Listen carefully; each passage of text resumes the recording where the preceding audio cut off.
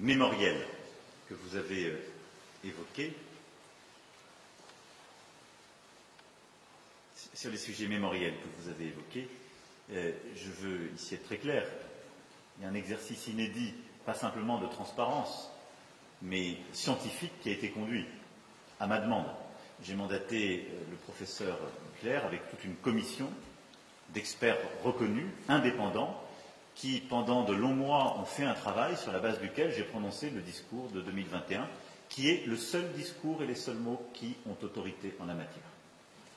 Il y a ensuite un travail historique et historiographique qui se poursuit, et tout a été mis à disposition avec un dialogue et d'ailleurs même un changement de nos règles à la lumière de ces demandes. Donc je vous renvoie là aux travaux de la commission Duclerc, à mon discours de mai 2021 sur ce sujet.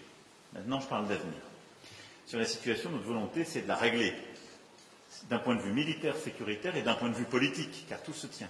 Et vous avez raison, la situation que connaît l'Est de la RDC étant enquistée au fond depuis 3 décennies. Et certains ont pris des habitudes, il faut bien le dire. Et elle suppose d'avoir une réponse à l'égard de tous les groupes armés. C'est pourquoi je vais ici être très clair, puisque vous m'interrogez de manière générique sur la question des sanctions. La France, d'abord, a condamné publiquement les agissements rwandais à l'est de la RDC, et ce, à plusieurs reprises depuis la fin 2022. Nous avons aussi pris des sanctions. Au niveau européen, c'est parce que la France a plaidé justement pour le renforcement du régime en vigueur en décembre 2022 que des mesures restrictives individuelles inédites ont été prises 6 mois plus tard à l'encontre des groupes armés congolais M23 et FDLR et d'un officier rwandais impliqué sur le terrain au Nord Kivu. Nous continuerons à explorer cette voie à chaque fois qu'elle sera nécessaire.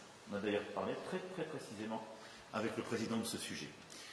Pour le moment, nous considérons que, d'abord, on continuera à apporter des sanctions comme ça individuelles et ciblées en fonction des évolutions sur le terrain.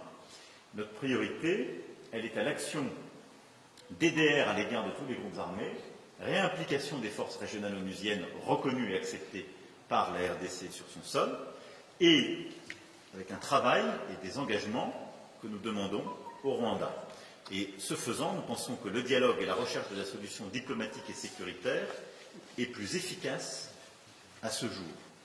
Mais rien ne doit être exclu, et nous ferons tout ce qui est utile à chaque étape, comme nous l'avons fait tous ces derniers mois, ces dernières années.